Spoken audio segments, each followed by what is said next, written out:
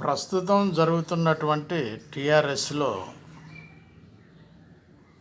ఈ incidents BJP చేతిలోకి గుంజుకోవాలని చూస్తుంది బీజేపీ. అంటే వాళ్ళకు కావాలి సపోర్టు, అన్ని విధాలుగా సపోర్టు కావాలని చెప్పి వాళ్ళు ఎదురు చూస్తున్నారు. అంతేగాని దీనివల్ల వచ్చేటటువంటి బెనిఫిట్స్ ఏమీ లేవు ఇక్కడ. ఎందుకంటే పార్టీ ఇక్కడ ఆరిపోయింది.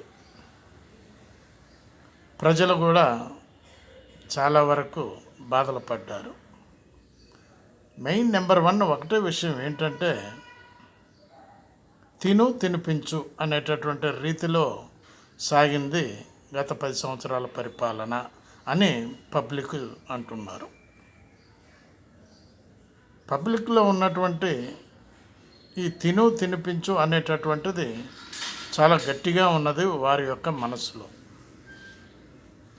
కాంగ్రెస్ని ఎన్ని తిట్టినా కూడా ఎవరు ఏమి ఇక్కడ లెక్క చేయట్లా.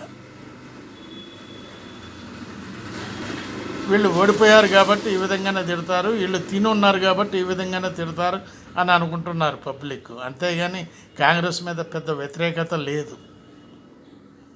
రేవంత్ రెడ్డి గారు తీసుకొచ్చింది హైడ్రా నెంబర్ 1 అని అంటున్నారు త్రూ అవుట్ ఇండియాలో ఉన్నటువంటి వాళ్ళందరూ. ఆలోచించండి మీరు కూడా. బాలసాని వీరప్రసాద్, హైదరాబాద్.